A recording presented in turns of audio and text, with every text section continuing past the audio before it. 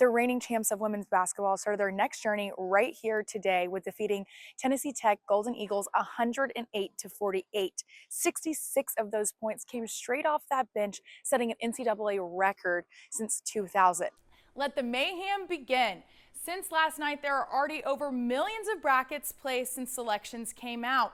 Let's take a look at a few trends and tricks that might help you make your winning bracket. Every champion since 2002, according to KenPom, has had a top 40 offense and a top 22 defense. Let's take a look at right now who qualifies for that. This history-making teenager from New Zealand. At the age of only 15, Sam Ruth is chasing down his dreams, and you'll definitely hear that name again. Ruth reflects on his sub-4-minute mile, and he just became the youngest person ever to achieve this, an astounding 3 minutes and 58 seconds. NFL draft is just around the corner at the end of April, and the Georgia Bulldogs are once again loaded with potential NFL stars. In high school, obviously, that's a tough time to figure out which college you're going to go to, where you're going to play, if you're going to play. What would you want to say to some of those athletes who are going through that process that you went through at that time? The Yankees took home the win 20-9. Manager Aaron Boone was asked if he'd ever seen anything like this, and turns out he was a part of something like this. Yeah, I played in one. Building off of this season for, your future 3 seasons, that's crazy. You're a freshman already stepping up into playing the playoffs. How are you looking to build from that? And so what do you think your biggest strength is now, looking back from that video to where you are now? Eliza, how does it feel for your team to have a shot to move past Wesleyan to make it to the second round of the state playoffs? Bryce, we have a lot of dogs heading into the NFL draft this year. So who do you think is going to get snatched up in the first round? It's something just as big that day by being the 17th woman ever in NASCAR. Right, 17th woman ever since Danica Patrick, and she is hungry for more and not ready to hit the brakes anytime soon. Both teams are loaded, but Jefferson's hunger is just undeniable. And so what would you say for both of you guys, some of your favorite moments from this season so far? Even though it's not March Madness, it is a step in this program's progress. Head coach Dan Lamp describes their connection as a bonus, highlighting their trust and tendency to prioritize each other on the court.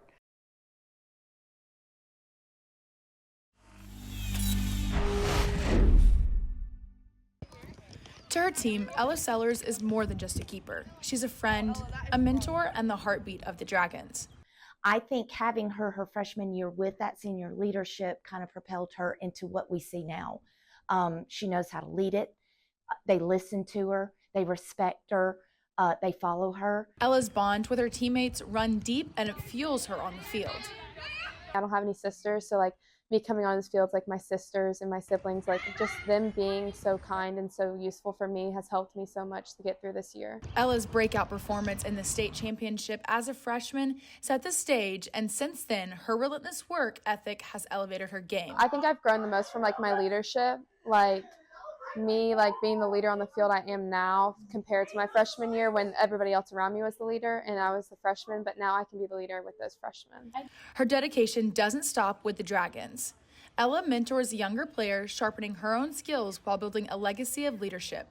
But even the best have room to grow, and Ella's focus this season has been on her one-on-ones, her communication, and maintaining composure under pressure. The keys to playoff success. This is playoffs, so anything goes. It's a winner-in mentality. She's rallied the troops, is what I've called it, and I feel like that composure, we're just going to see it we're going to see it being taken to the next level. There's only been one goal allowed on Ella's watch this season. With her junior year winding down, she's savoring every moment, leading her team one step at a time. Ella understands that the team dynamic is crucial, and she shares her hard-earned wisdom with the younger players. It's really it's not nerve-wracking to me, but I know it is for the younger players, but I just take it one game at a time. Her talent is undeniable.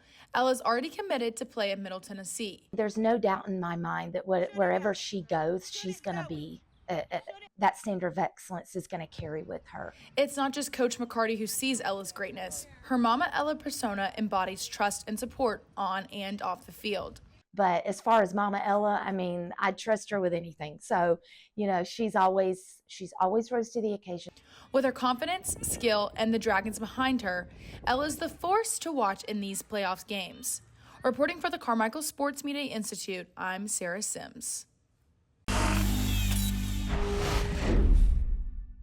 Jefferson senior offensive lineman Brian Center finalizes his decision to commit to Troy University. Although bittersweet as he prepares to leave high school behind, he is ready to charge onto a fresh battlefield. They gave me a tour of the facility and stuff, and just right then I fell in love with Troy. Those who know Brian off the field might describe him as a shy and soft-spoken guy. But beneath that gentle exterior lies one of those rarities, an aggressive player. He's one of those unique guys that has that switch that flips when he puts the helmet on. Yet even Warriors face these trials. When coaching changes shook the foundation of Troy, Brian found himself at a crossroad. Center's commitment to the university was shook up by the coaching changes and growing anxiety about the future. The conflicting emotions were difficult to navigate throughout this time. One small detail, that could be the change in between two different paths, but I feel like that I chose the good one, the correct one. He even tested new waters with Georgia Southern and Georgia State. But after meeting with Troy's new coaching staff, they silenced all of his doubts.